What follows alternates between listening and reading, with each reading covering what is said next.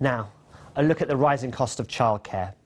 An annual survey from the Family and Childcare Trust showed that the cost of a typical part-time nursery place for a child under the age of 2 has risen by a whopping 33% since 2010.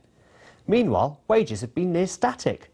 As Nigel Cassidy now reports, it seems extra support on offer for parents is being whittled away by ever-rising charges.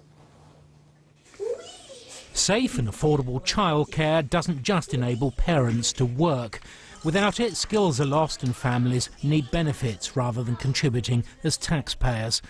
But while the UK as a whole experiences deflation, childcare costs are inflating. An average part-time place costs £6,000 a year, much more in the big cities.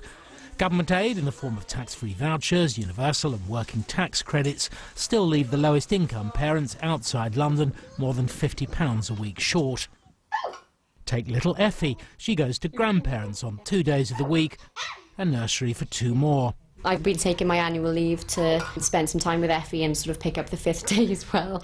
So it is definitely a juggling act. Going back and forth in the car, packing various bags. She needs different things for different days, packing my own things. So yeah, it takes a little bit of organisation.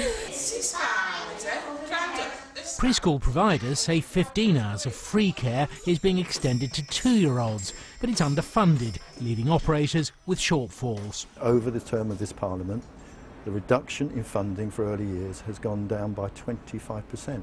You can't expect to absorb those costs in what is already a really struggling sector. At best, 50% of providers either make a loss or break even. So we have some of the lowest paid workers in the country. This is not a sector that is thriving, that is full of money, pots of money rolling about. We struggle, and that will continue. As for the parents, the best advice seems to be budget carefully and check exactly what you can claim. There's a lot of support out there. Child tax care credits, for instance, can cover up to 70% of your childcare. For most families, that works out as about £60 a week. For others, it can be anything from £100 to £200 a week. Now, whilst a lot of families are claiming this, there's still many that don't know they're entitled to it.